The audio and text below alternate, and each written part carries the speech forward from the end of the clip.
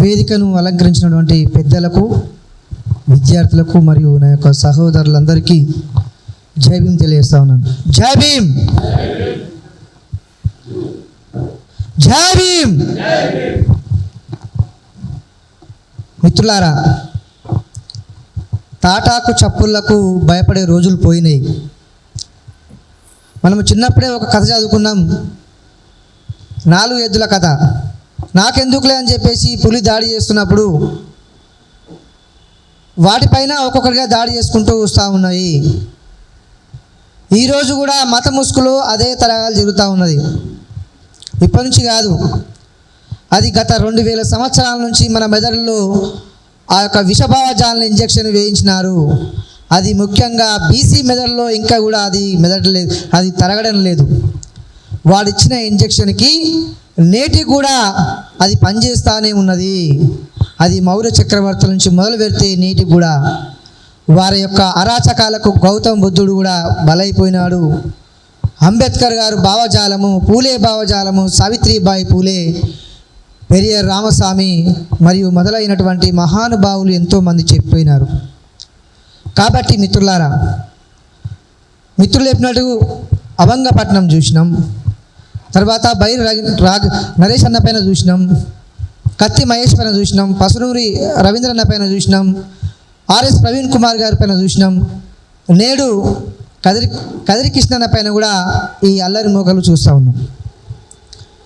వీళ్లకు కావాల్సింది ఏంటంటే, మార్కండేయ భట్టు, జస్టిస్ మార్కండేయ భట్టు చాలా క్లియర్ చెప్తారు. ఈ బీజేపీ పార్టీ అనేది దాని కింద పనిచేస్తున్న సంస్థలు అనేటివి మిడిమిడి జ్ఞానంతో చదువును మధ్యలో వదిలేసినటువంటి వాళ్ళకు లేనిపోని అమాయక మాటలు చెప్పినటువంటి వాళ్ళు మాత్రమే ఆ పార్టీలో పనిచేస్తారు, ఆ సంఘాల్లో పనిచేస్తారని చెప్పేసి నేను చెప్పిన మాట కాదు, జస్టిస్ మార్కండేయ కట్టు సుప్రీంకోర్టు న్యాయమూర్తి చెప్పినటువంటి మాట ఇది.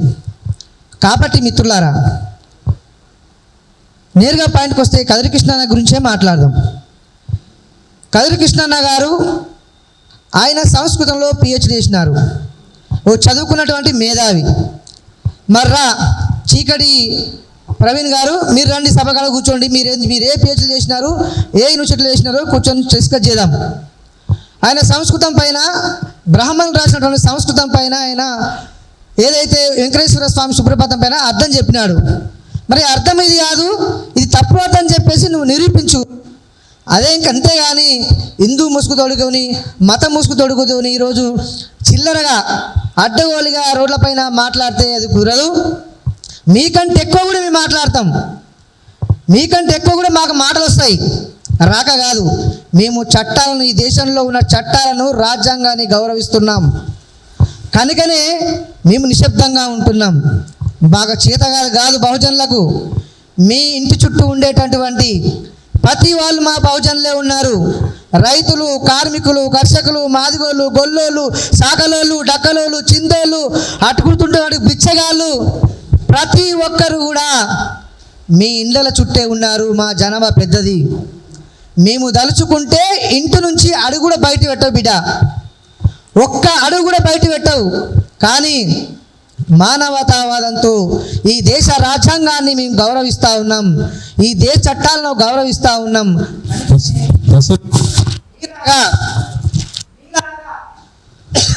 అడ్డగోలుగా మాట్లాడే పరిస్థితులు మేము లేము.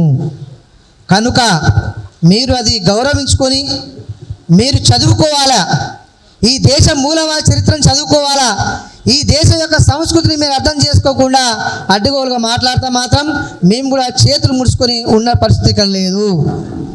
కాబట్టి మిత్రులారా, ఇక్కడ ఉన్నటువంటి మిత్రులందరూ కూడా ఎవరైతే మహానుభావులు ఉన్నారో వాళ్ళని కాపాడుకోవాల్సిన బాధ్యత కూడా మనందరిపైన ఉన్నది. చిన్న పిల్లల పైన అత్యాచారాలు జరుగుతూ ఉన్నాయి, హత్యలు జరుగుతూ ఉన్నాయి. ఏదైతే దేవుడు అనుకుంటే రాముని గుడిలో కూడా 8 ఏళ్ల పసిపిల్లల పైన అత్యాచారాలు జరుగుతుంటే దేవుడే కాపాడలేని పరిస్థితి. వారు కూడా బ్రాహ్మణులు, ఈ బ్రాహ్మణ ముఖ తెగలు, వాళ్ళపైన గొంతిప్పలే ఎందుకు మీరు?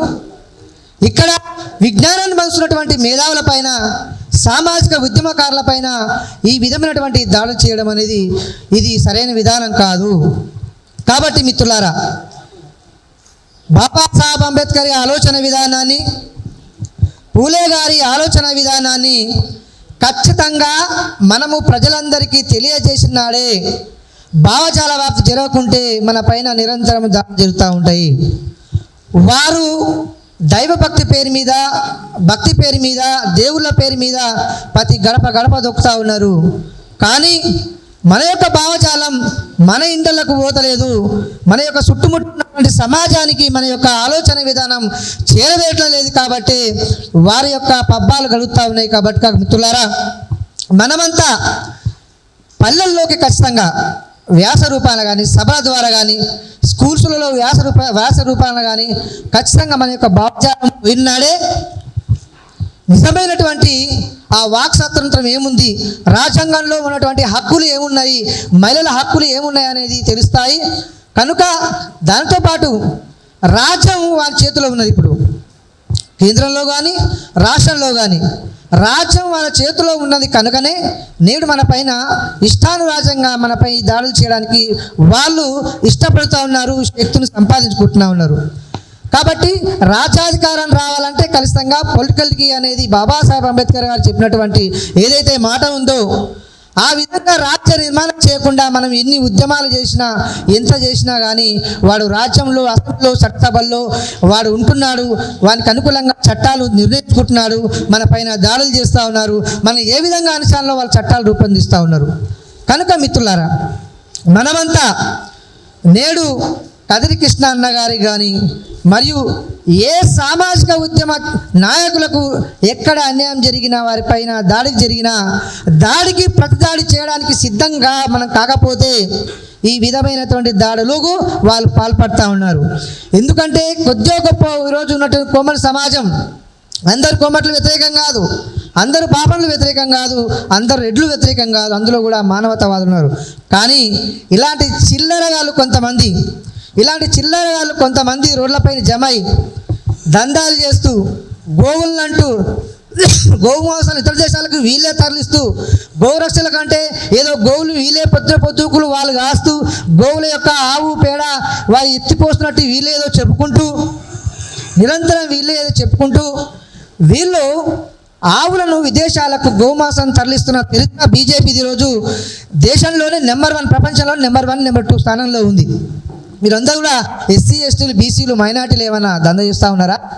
కాబట్టి ఈ యొక్క చీకటి దందాను కూడా ప్రజలకు తెలియజేయాల్సిన అవసరం ఎంతో ఉంది. మన యొక్క సమాజానికి ఈరోజు విద్య లేకుండా చేస్తూ ఉన్నారు, విద్య అందకుండా చేస్తూ ఉన్నారు.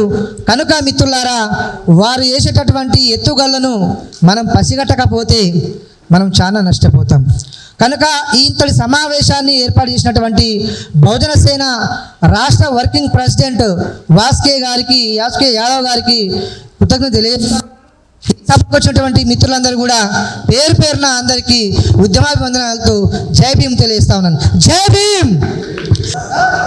ఖబర్దార్ కులవాదులారా, జై భీమ్. వర్ధిల్లాలి భారత రాజ్యాంగం, వర్ధిల్లాలి భారత రాజ్యాంగం. జై భీమ్.